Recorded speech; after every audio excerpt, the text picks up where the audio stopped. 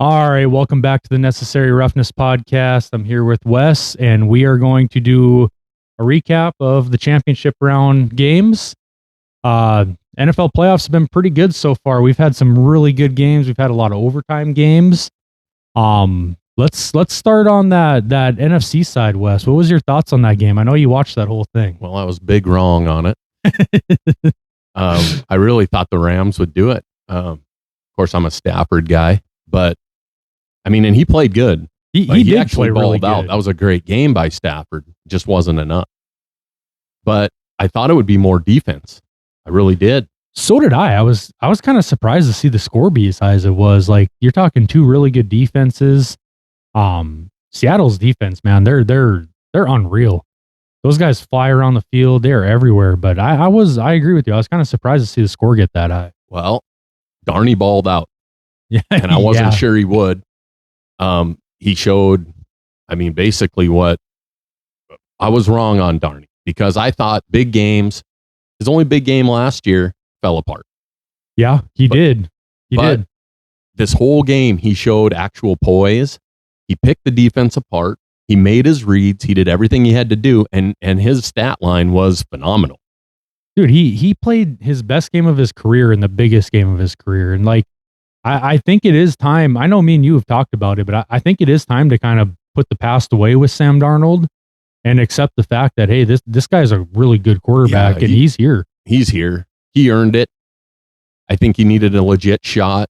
You know, the whole stigma behind the 1 year wonder in Minnesota, that's gone. He's proven that. Absolutely gone. He's the most winningest quarterback in the last 2 years. Yeah, that's wild. He's won 18 games in the regular season in 2 years now. 28 games, 14 per season. That's crazy. No quarterback's ever done that. I really thought McVay would have found a way, though. I really did. I thought so too. You know, that last drive, I don't know. I was kind of surprised by the Rams. I really was. Well, in being a high scoring game, I would have assumed the Rams would have pulled it out. That was my deal. If it's a low scoring affair, Seattle will probably grind that game out. Right. But anytime you get into a shootout with Stafford, he almost always wins those games. The guy is, we were talking about on one of the other episodes, and granted, it's not going to happen now. He's not going to win a second Super Bowl this year. But I thought, like, if this guy goes and wins a second Super Bowl now, it's time to have that conversation of, is he a borderline top 10 quarterback of all time? Oh, yeah. I mean, with the career he had prior, look at the teams. Right. Like, those Lions teams were not juggernaut teams, but he was always underrated. He absolutely was. And, I mean, he had one weapon when he was in Detroit. And look at what he did with it. I mean, the guy has had a phenomenal career. The back injuries kind of slowed him down at one point, but he came back from them, revitalized his career in LA, won a Super Bowl, almost got to a second one now. I mean, this guy is, I could argue 12 to 8 in that range of all-time quarterbacks. Yeah. He's some of those throws against Seattle, man, like he was just dotting them up. Oh, I was impressed. That's why I thought if it was a high scoring game, which it was, the Rams would have pulled it out. Yep, I mean, I totally agree with you. That was my take beforehand too, was if this turns into a shootout, like I said, nobody wins a shootout against Stafford. Right. Stafford always wins those games. But like you said, if it was a low scoring affair, I'm going to take Seattle because that defense is really good. And those receivers too. Yeah. I mean, yeah. Puka was held in check. Yes, he was. That whole first half, Puka was pretty much non-existent. Yep. But then you go to the other side. Pays to have a veteran like that yeah. in the playoffs. Yeah. And yeah, like for Seattle to have Cooper Kupp, who used to be a Ram. Right. Man, that he came up clutch for them. He didn't have a crazy stat line, but every one of his catches was crucial. The touchdown was crucial. The first down was crucial. Like he was there at the right times. He found spots to get open in the zones. Like he did Cooper Kupp things. And that's what you need. A healthy Kenneth Walker, man, on that Seattle team is something. What an animal. I mean, obviously, I didn't want to see Charbonnet get hurt, nothing like that. But Walker being the guy, is what, I mean, Oh, dude, he's beast. He is. He does it all, passing game, running game, between the tackles, get him outside. He even, like you said, even in the passing game, he's effective. Like that guy he's an animal of a running back. And I mean, he's awesome. I love watching him play. He runs so hard. He runs like his hair's on fire. Dude. Yeah, he does. Like, and he's fast. Man, he's fast. Well, so Darney did it. I mean, it's time to give him praise. Can he keep this thing going? I think he can. I do. I agree with you. I think he's going to keep it going. I mean, he did a lot in this game that we hadn't even seen yet. He spread it around. He was making his reads. He was being patient. The guy was getting out of the pocket, throwing nice throws. He didn't seem razzled, even with the pressure. I mean, it's time to give Darney his due. Yeah, he was making his reads. Like me and you have talked about it. Like it seems like he's not, we were always saying like it doesn't seem like he makes his reads very well. Like if that first read isn't open, he kind of gets flustered. Well, but man, he looked totally different in this game. Yeah, he seemed rushed a couple times throughout the season when I watched. Like he was in a hurry to get rid of it or didn't want to let the progressions come to him. But I mean, he showed it against the Rams. He can do it. Yeah, like I said, man, he had the best game of his career in the biggest game of his career. Yeah, and no I kidding. think that shows that he's got the poise. He's built for this. And we all thought it, not everyone thought it, but I mean, there's a reason he was drafted as high as he was. He was a great talent coming out of USC. He had a great arm, good accuracy. He was, somewhat mobile, but he just got really bad situations. He just seemed like the most unlucky guy in the NFL for so many years, and well, if you're going to give up on a QB, chances are it's because he got drafted by the Jets. right. I mean, let's face it. Yeah. And to me, it's like, it's not fair to give up on these guys as quick as we do sometimes, because prime example, Sam Darnold, what are we 7 years in now? 6 years? Yep. Yeah. And he's just now breaking out, and he's still only 28? We're seeing this a lot now that coaches, teams are giving these quarterbacks a second chance. Yep. Look at Baker Mayfield. Well, he's on his third chance. Yeah. But, the Browns are quick they're like the Jets. They're just so quick to let these guys go. Yeah, if they don't get results by the end of the first year, they're moving on. I mean, there's already talks of moving on from Shadur, and it's like you haven't even really seen him play yet. Stupid. Give the guy a year to play. You gave him 7 games?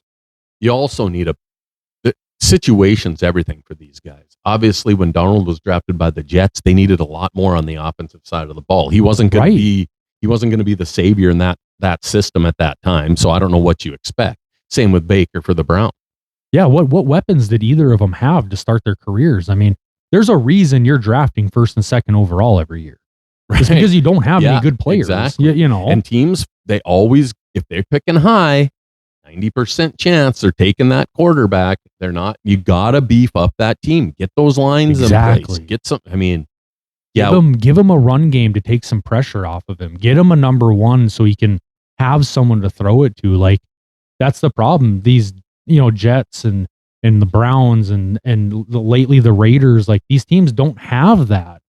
So they're drafting these guys number one overall, sticking them right in. And then they're like, we want results. We want results. Yeah, well, you don't have anything to get results from. Yeah, that's it. Well, he's got the team now. No excuses. Got to give him his props. I was wrong on Darney. I'll admit it. Yeah. And hey, you're not the only one that gave up on him. I think pretty much everyone gave up on the guy. And everyone, again, last year with Minnesota, everyone kind of called it a fluke. Like, oh, he just, happened to have a really good defense and a strong run game. And anyone who has Justin Jefferson can throw for that many yards, and now we're seeing like, no, it wasn't a fluke. The guy is good. Yeah, I called it that. Flash in the pan. He had his worst game when it mattered. Right. But why aren't these guys allowed to have a bad playoff game? I mean, there's multiple quarterbacks that continue to struggle in the postseason.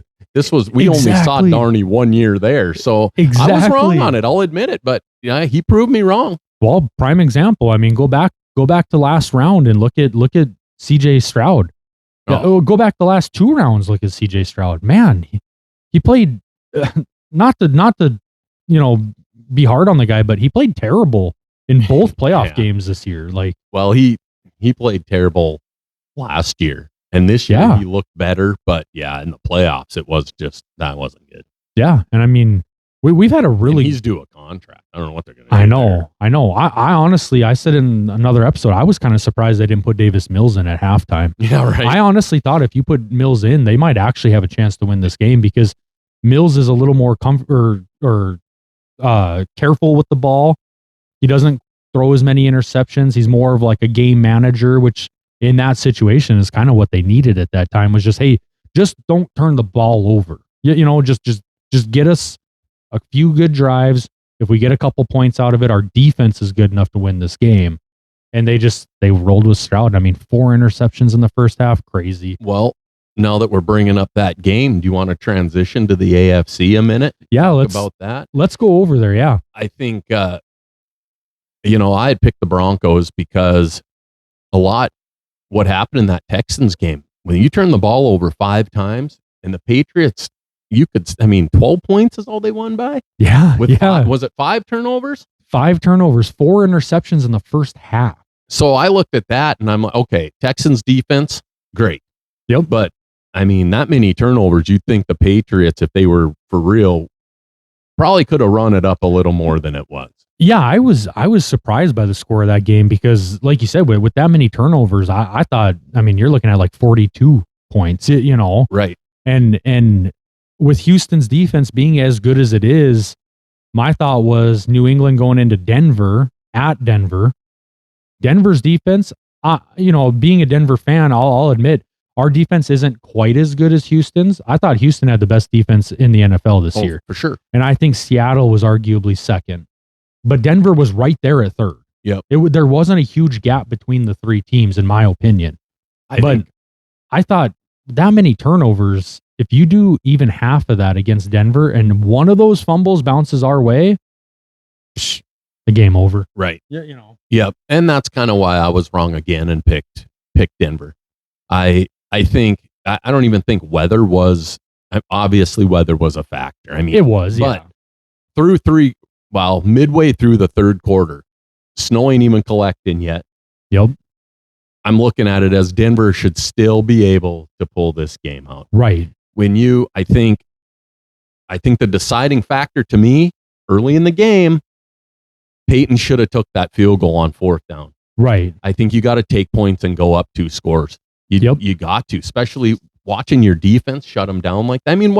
I don't think Drake Maye, even prior to the weather, did he even throw for 80 yards by the time third quarter started here? I don't think so. And you knew once that weather rolled in, no one was going to move the ball well. Right. I think going up 2 scores there would have been huge. But woulda, shoulda, coulda.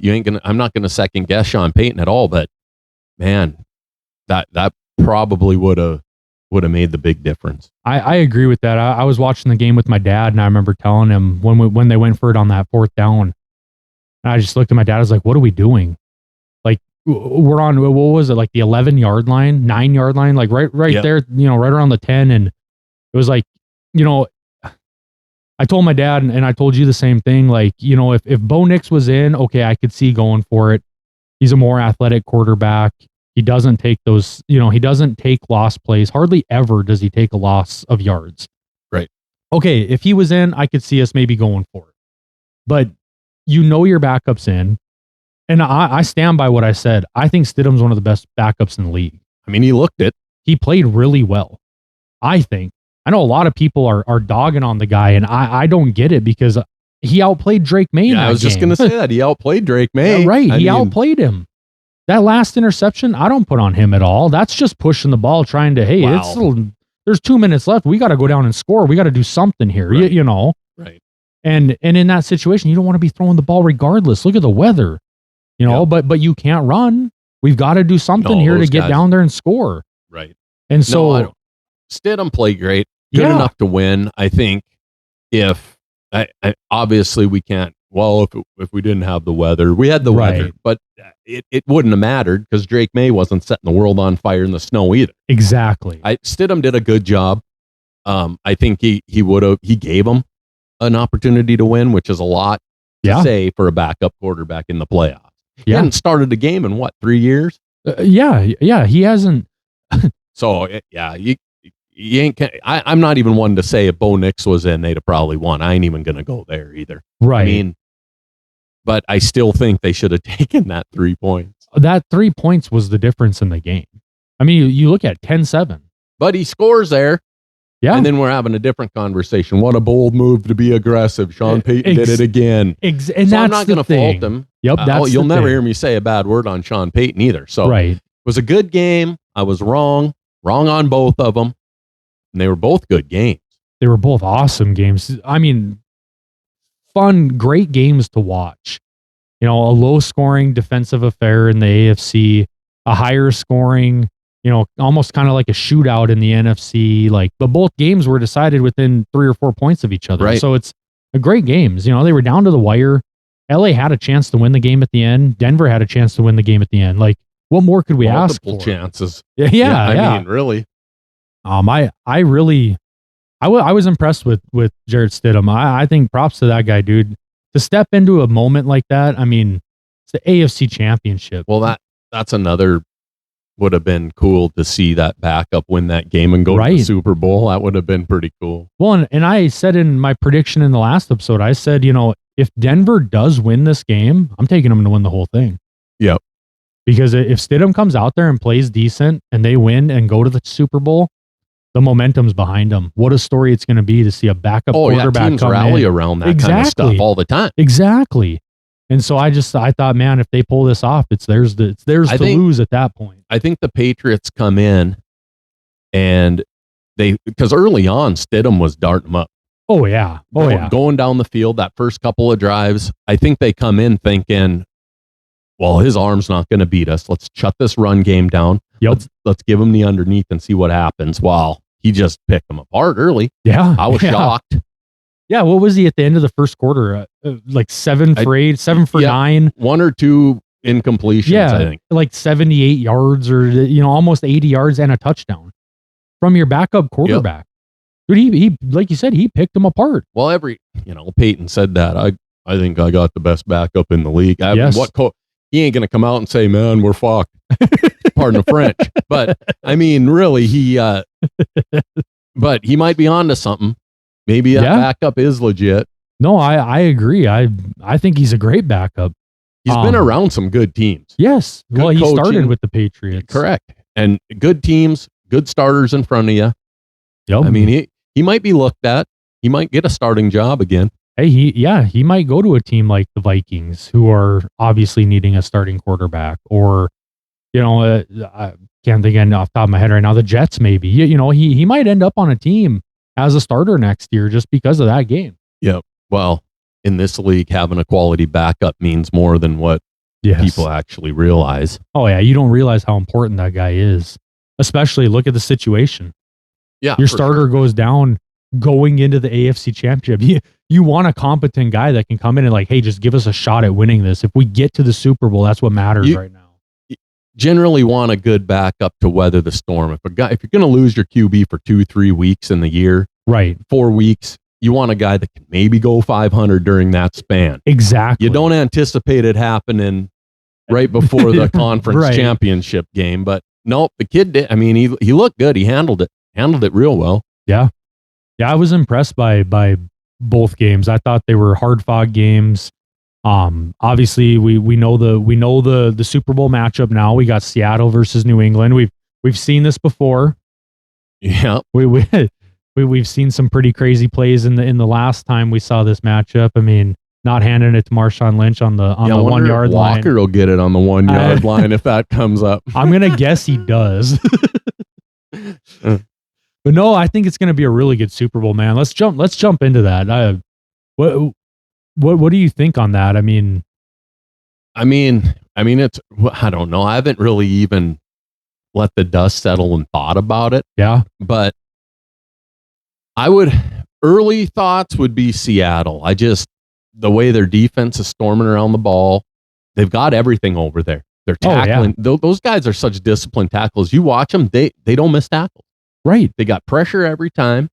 I don't know the numbers offhand, but their pressure rate's got to be one of the highest in the league. Oh, That front for four is sure. nasty. The front four is nasty, and their linebackers, it's got to be one of the fastest linebacking crews in the league. I mean, those guys fly around the field. It just blows my mind. They're everywhere all the time. And you can make some comparisons to Denver's defense to where is Drake Maye in order for the Patriots to win, Drake Maye is going to have a way better game than he had. And I'm not even not talking the weather either. Look, the whole first half, he didn't look great. No, but he didn't look great. He didn't look great against Houston either.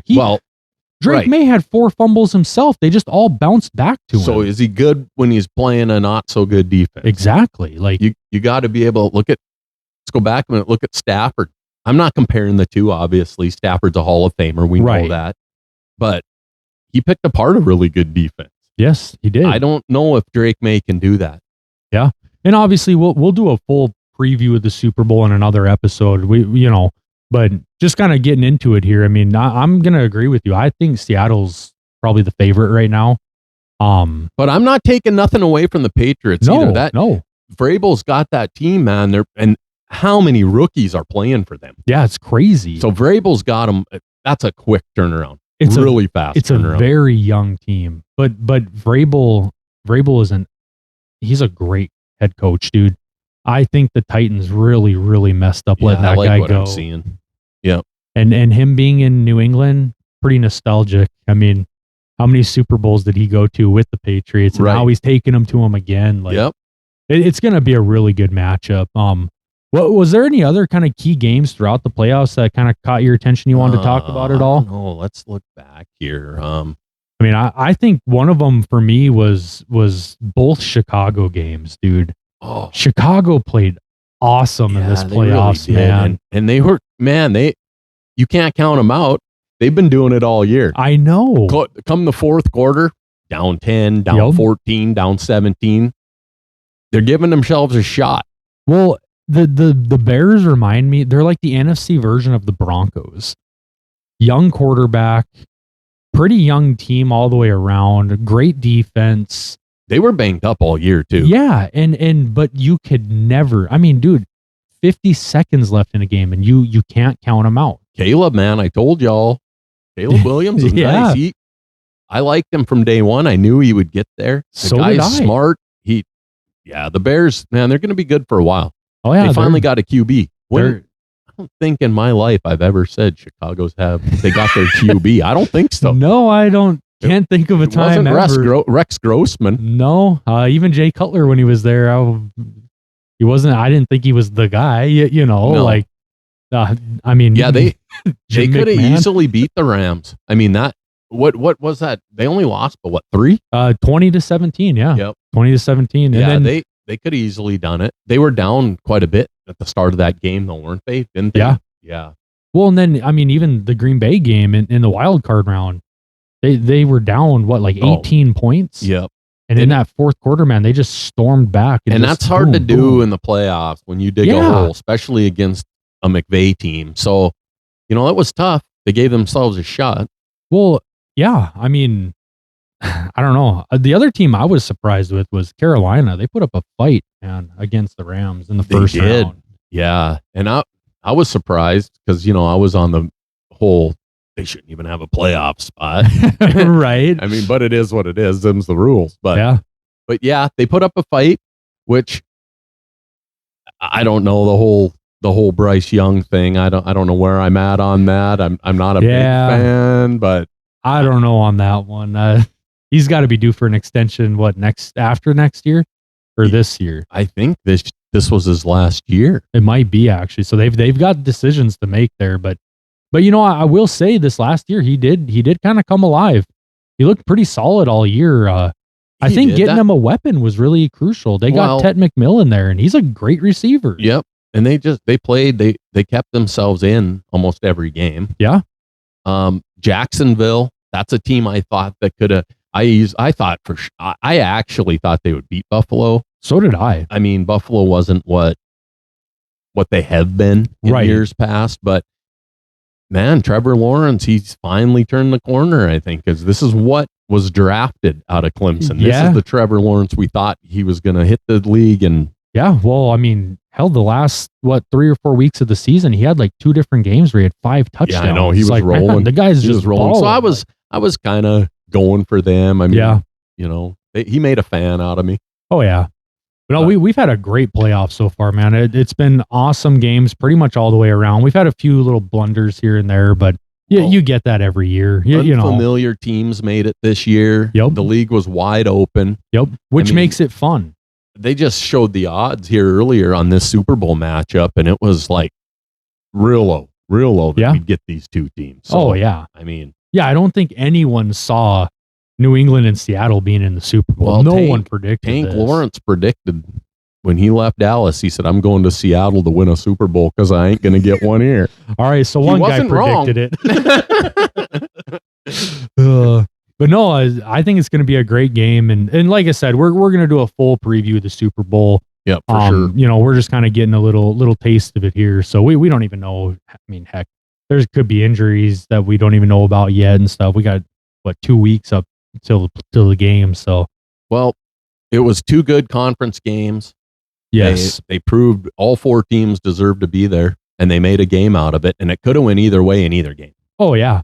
Well, and like I've said it a couple times now, and I might have even mentioned it to you off camera, but I honestly think we ended up with the 4 best teams in the NFL. Yep. And it actually doesn't happen as often as you would think to have the 4 best teams left when you get to that conference championship weekend. Like this year, I think we really had the 4 best teams. And the teams that were right there, they lost out in the round before. The Bears, the Bills, Houston, like those teams are right on the verge. Yep. And it shows. They lost out in the divisional round. Like they're right there next year. I mean, everybody thought this was the year for the Bills. The Chiefs ain't there. That's been their Achilles heel. The Ravens were out. Ravens were out. Poor Josh Allen just didn't have the team, man. I know. I feel so bad for that guy, man. The coaching change was unnecessary. That ain't the problem. If you keep the GM, you're telling me, we all know it was a personnel issue in Buffalo. They got to get him some help. Yes. But they might have went backwards. I letting agree. their coach out the door like that. I agree. And one thing I've brought up in past episodes as well is, and give me your thoughts on this too at West, but Allen's going to be 30 next year. Yep. And that scares me. Did they waste his entire career? Because, and I'm not comparing these two because their games are like the exact same type of quarterback. I'm just talking like size wise and the way they run. The best comparison I can come up with for Josh Allen is Cam Newton. Well, and look at what happened to Cam when he hit 30. Like he fell off a cliff, man. And I'm worried this might be the best we ever saw from Allen. I think the only difference in that would be that Josh Allen's pure passing ability trumps what Cam Newton was. Right, it does. But I just think, look, I'm not going to sit here and say that the Bills haven't tried to get in some help. Like they brought in defensive free agents and they drafted receivers. They drafted Coleman. But they just haven't hit on them. Right. Some of those receivers they drafted, they're borderline number 2 receivers. Yeah. But other than bringing Diggs in, which was a failure, they haven't got Josh Allen that true number 1. They just haven't hit. And they have drafted some guys. Right. Well, and like Diggs, no one expected that injury. Right. But Diggs also didn't play that great when he was healthy there. No. He had a bad year. Gabe Davis looked like he was going to be pretty good. And then they ended up letting him go and he went to Jacksonville. And I think now he's back with Buffalo, with them. But he's not a number 1. Like you said, he's probably a good number 2. They've had a pile of number 2s there. I don't know. Great running back. Yeah. I mean, but Cook is a really good running back, great running back. But you need more than that. Like you can't have just one other guy. I'm hoping they find it, whether through trade or the draft again. But man, it just sucks to miss on those receivers you draft. It sucks. I'm a hot take here, but sell the future, dude.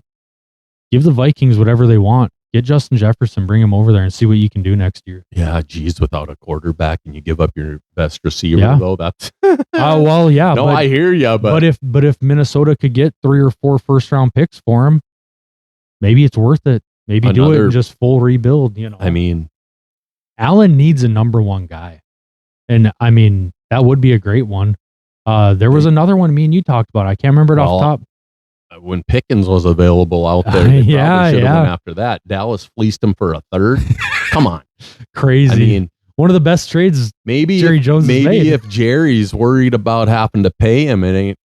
Maybe they could pluck him away from Dallas. It's a possibility, man. I mean, but I don't know. Can you imagine him on the? Okay, now we're rewriting it again. Yeah. Pickens with Josh Allen. Look what he did when CD was hurt. Yeah. Pickens is a dog. Oh, he was a true number 1. Yep, for sure. He looked like arguably top 30 receiver in the league. I mean, no one was better than Smith-Njigba. They need a guy like that. Free agent market. I don't know what's going to be available. Yeah. Calvin Ridley. I just don't know who's going to. Looking at the free agents this year, there's really nothing to go grab. I mean, like you said, you go trade for a legit number 1 and then bring in like a Ridley or something. Now you're talking. I remember now who it was. T. Higgins. Oh, there you go. Trade for T. Higgins. If the Bengals are smart, they would entertain that. Yeah. Give them 2 first-round picks. Give them this year's and next year's. Here's the thing. Allen's only got a couple years left. Yep. Playing the way he plays, being Superman there, like I don't want to see it, but we all know what happens eventually. These guys, their bodies wear out. Yep. So give up the next 2 years. Give them 2 first-round picks for T. Higgins. Let the Bengals rebuild their O-line with it. You get your number 1 and see what you can do with that.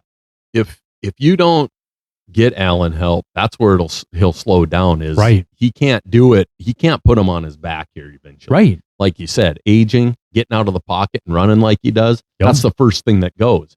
Well, now you can't just sit back and pick that defense apart with your arm if you don't have receivers. Right. That's a good one, T. Higgins. You go offer them what you think they'll take and go get him. Yeah. Yeah. And if you offer them 2 and they say no, give them a third one. You've got 2 or 3 good years of Allen left. Risk it. And the Bengals, it sucks trying to keep Burrow happy, but and taking a T. Higgins away might not seem like the best thing to do, but to get that O-line where it needs to be, help on the defensive side. Yeah. I mean, the Bengals could go get themselves a left tackle this year.